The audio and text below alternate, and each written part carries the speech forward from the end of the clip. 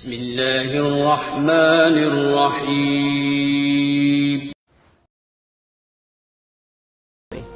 جو وہاں ہوں وہ باہر نہ نکلیں اور جو باہر والے ہوں وہ وہاں اندر نہ جائیں۔ حضور نے اس احتیاط کا کہا ہے، میں نہیں نکلوں گا۔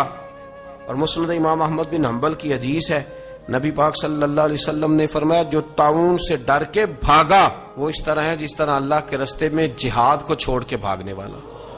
اور فرمایا جو طاعون کی وجہ سے مر گیا اللہ اسے شہادت کا درجہ عطا کر دے گا۔ حضرت ابو عبیدہ بن جراح امین الامت فرمایا نہیں جاؤں گا۔ لوگوں نے کہا یہاں طاعون پھیل گیا ہے، تو فرمایا میرے رب کی قدرت ہے، اس کی حکمت ہے، اسے بھی تو پتہ ہے نا اس کا بندہ یہاں موجود ہے، پھیل گیا تو اس کی حکمت ہے، اس کی قدرت ہے۔ میں کہہ چکا ہوں کہ احتیاطی تدابیر ساری استعمال کریں، لیکن خوف کھانا، سوار کر لینا چیزوں کو دماغ پر، نفسیاتی ہو جانا، یہ معاملہ درست نہیں ہے۔ حضرت ابو عبیدہ بن جراح مسجد میں نماز کے لیے جا رہے تھے تو رستے میں پھنسی نکلی اور مسجد میں پہنچنے سے پہلے وصال کر گئے۔ حضرت معاذ بن جبل جو بعد میں خود طاعون کی بیماری سے تشریف لے گئے، آپ نے ان کا جنازہ پڑھایا۔ امام نبوی فرمایا کرتے تھے میں جب بھی حضرت ابو عبیدہ بن جراح کی قبر پہ جاتا ہوں تو میرے دل پہ رعب طاری ہو جاتا ہے۔ ان کی قبر میں بھی اللہ نے رعب رکھا ہوا ہے، مرنے کے بعد بھی ان کی شان وصال کے بعد بھی بڑی بلند ہے۔ اللہ کریم نے وہاں برکتیں اور رحمتیں رکھی ہوئی ہیں۔ تو اسلام نے غیبت سے کیوں منع کیا ہے؟ غیبت کا معنی یہ نہیں ہے کہ کسی بندے میں کوئی عیب نہیں پایا جاتا تھا تو آپ نے وہ بیان کر دیا، یہ غیبت نہیں، یہ تو بہتان ہے۔ کسی میں کوئی عیب نہ پایا جائے تو وہ بیان کرنا وہ غیبت نہیں، وہ تو بہتان ہے۔ غیبت کی تفصیل یہ ہے، تشریح یہ ہے، غیبت کی تعریف یہ ہے کہ کسی میں کوئی عیب پایا جاتا تھا، آپ نے وہ اس کی غیر موجودگی میں ڈسکس کیا تو اس کا نام غیبت ہے۔ وہ عیب تھا، آپ سچ ہی بول رہے تھے، آپ ٹھیک کہہ رہے تھے، وہ عیب واقعی تھا، پر اسلام اس کو پسند نہیں کرتا۔ اسلام کہتا ہے کہ اگر تو سمجھتا تھا یہ عیب ہے تو جا کے اس کی تبلیغ کر، اس کو بتا، اس کو کہہ میاں یہ غلطی چھوڑ دے، تو نے ڈسکس کیوں کیا؟ آپ کسی شخص کے پاس بیٹھیں اور کسی دوسرے آدمی کی تعریف کریں، آپ کہیں کہ بڑا اچھا ہے، بڑا بامروت ہے، مہمان نواز ہے، با اخلاق ہے، وعدے کو وفا کرنے والا ہے، دیانتدار ہے، سچ بولتا ہے، آپ تعریفیں کریں۔ آپ کسی کے سامنے تعریف کریں گے نا تو بندہ کہے گا یار کسی دن ملاقات تو کرا، اور جب وہ ملے گا تو اس کی آنکھوں کے اندر ایک خاص کشش ہوگی، پیار ہوگا، ملنے کو جی چاہے گا، ایک خاص راحت ہوگی۔ یہ کب ہوگا؟ جب آپ نے کسی کی تعریف کر دی۔ لیکن اگر آپ کسی کی غیبت کریں گے، کسی کے بارے میں کہیں گے بڑا غلط ہے جی، لوٹ لیتا ہے جی، چور ہے جی، فاسق ہے جی، تو بندہ اگر کبھی مل بھی گیا تو اس سے سلام لینے کو دل، ہم نے پتہ کیا کیا، تیزی سے فروغ پایا ہے ہمارے ہاں نفرت کا ماحول۔ آپ کھول لیں، کوئی یوٹیوب کھول لیں، کوئی ایسا چینل کھول لیں، بس لڑائی ہے، فلانا فلانے سے لڑ رہا ہے، فلانا۔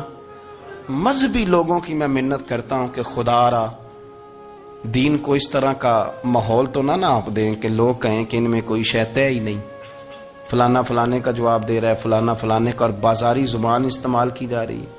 اور ٹھیک ہے مسلمات جو طے تھے لوگوں نے تو ان کو بھی چھیڑنا شروع کر دیا، اور تضحیق کی جاتی ہے، لفظ اس طرح کے اختیار کیے جاتے ہیں جو ویسے ہی وزادار آدمی بولنا پسند نہیں کرتے۔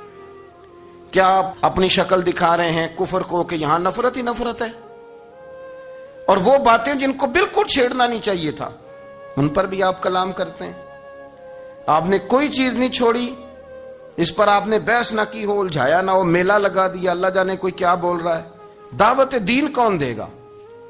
پیغام حق کون سنائے گا؟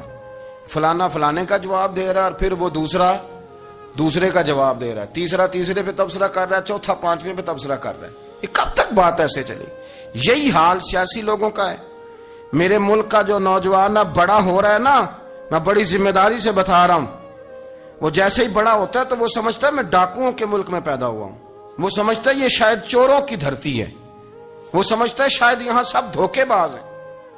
ہم اس طرح سے نچوڑ کے لوگوں کے دلوں میں نفرت بھری ہے، نچوڑ کے، کہ لوگ سمجھنے لگے اس ملک میں تو کوئی بندہ دیانتدار ہے ہی نہیں، کوئی بندہ اچھا ہے ہی نہیں، کوئی بندہ نیک ہے ہی نہیں، مذاق اڑ۔ ایک صاحب میرے پاس آئے ہوئے تھے، کہنے لگے پیر صاحب 11 سال ہو گئے پولیس کی نوکری کرتا ہوں، 1 روپیہ رشوت نہیں لی۔ وہ چلا گیا، میں نے اسے تھپکی دی تو وہ نکلا ہے، تو ایک بندہ کہنے لگا سب انہیں جو ہوتے نہیں نہ سکتا۔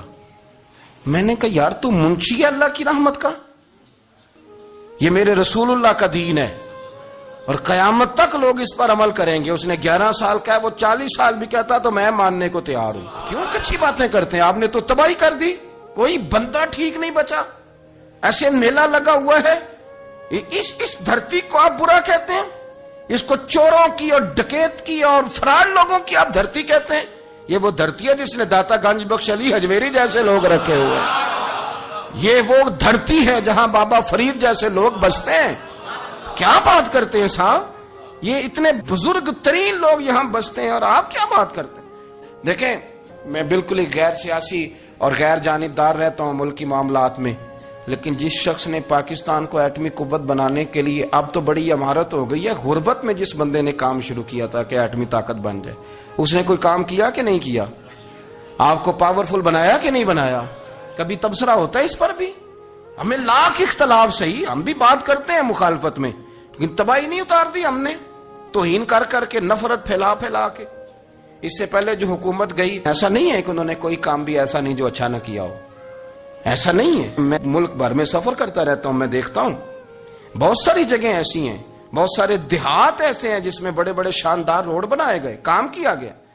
ان کی 99 خامیاں اپنی جگہ پر، خوبی کا بھی تو ذکر کریں۔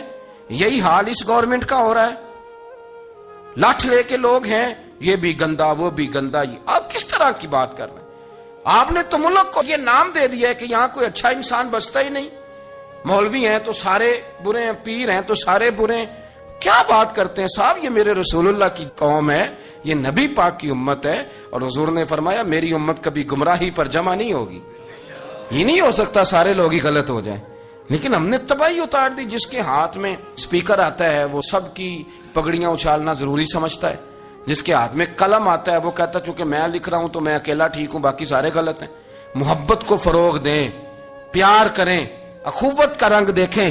حاتم طائی کی بیٹی مجرم بن کے آئی تھی، مجرم بن کے، کلمہ نہیں پڑھتی تھی، اور اس کو سامنے کھڑے کر کے میرے نبی پاک نے فرمایا تیرا باپ کلمہ نہیں پڑھتا تھا پر اس میں عادتیں اچھی پائی جاتی تھی، اس کی صفات ٹھیک تھیں۔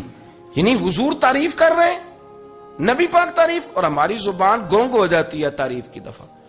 جو میری بات مان گیا وہ بندہ ٹھیک ہے، اور جس نے میری بات نہیں مانی وہ بندہ درست ہے۔ یہ گونگ ہو جاتا ہے ہمارا مزاج۔ اپنی زندگی میں اچھے الفاظ ادا کریں۔